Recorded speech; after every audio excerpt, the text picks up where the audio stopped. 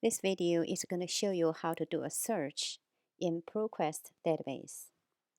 ProQuest is a large database inside Galileo. At the Linear Tech front page, click on My LTC, and then click Library Link. At the left side panel menu, click on Galileo. On top of the page of Galileo front page, you can click on All Databases. Those databases are arranged alphabetically.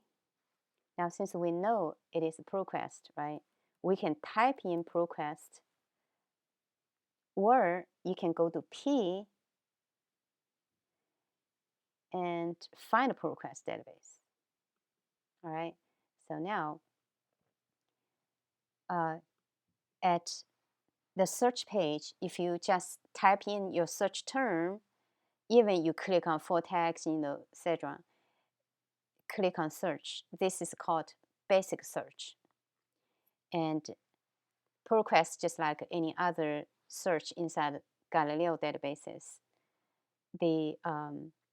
sometimes the basic search will give you back overwhelming numbers of results, like here. How many is here? What time we have to go through all that, right? So basically that's not a good idea to do a research. You can go back to the front page. Another way, you see they listed all the databases in different categories. Now, ProQuest is a combination of different databases, different publications, journals, periodicals. You can go by the categories. Like if I only want a trade journal, you can go there. And one good idea we always suggest you is use advanced search. As we said in Galileo search, always good to use advanced search. Why? Because they give you more criteria to manipulate your search. Okay. Now, for example, the inside the Galileo search, of course, the first most important element is the form a search term as precisely as possible. So now we wanted to do some research on gun control. You can type in the keyword and then click on the drop-down list for Boolean logic operator here, and or not. And is combined limit to reduce the returns. Finding your return, use term A or term B or term C. Okay, basically it's to extend it just in case you're doing some search on specific too narrow topics. All right, you use not. Or not is used for like more specific, only term A, not term B, not term C.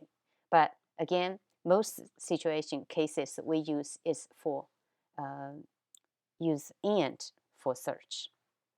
So now we can say gun rights. You can just combine some terms you can think of, and maybe gun laws, gun law. All right, you can add more. Okay, you can keep adding more terms. Even so, you can use 10 terms.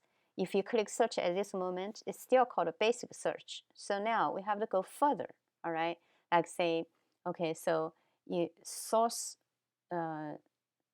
what kind of source? Okay, I want to maybe, let's see here, magazines, journals, is any journal? Oh, scholarly journal. Okay, I want a scholarly journal.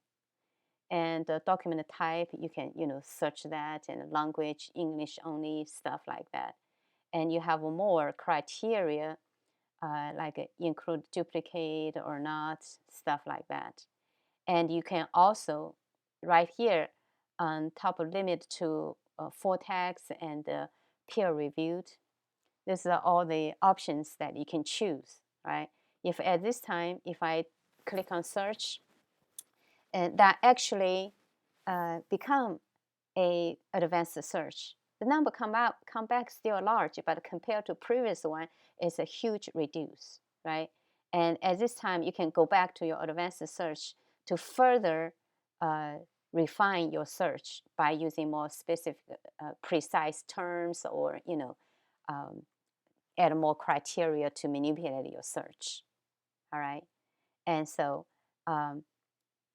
these are the results page will show you, and let's just give one example here. Okay, now if I click on this, and it should have a full text attached, all right, and you can read the full text. And toward this record page basically give you all the elements you probably need for your citation, like the title of the article, the author, and the publication, the name of the journal, publication information, publication time, and even database name here, and a information right here called the DOI, Digital Object Identifier. Those are all needed when you create a citation, all right, for articles you find in Galileo, including ProQuest. Now, if there is no such thing, sometimes they don't have a DOI, then you can create a permalink, right, to be used inside a citation. So that's an example for a search in ProQuest database.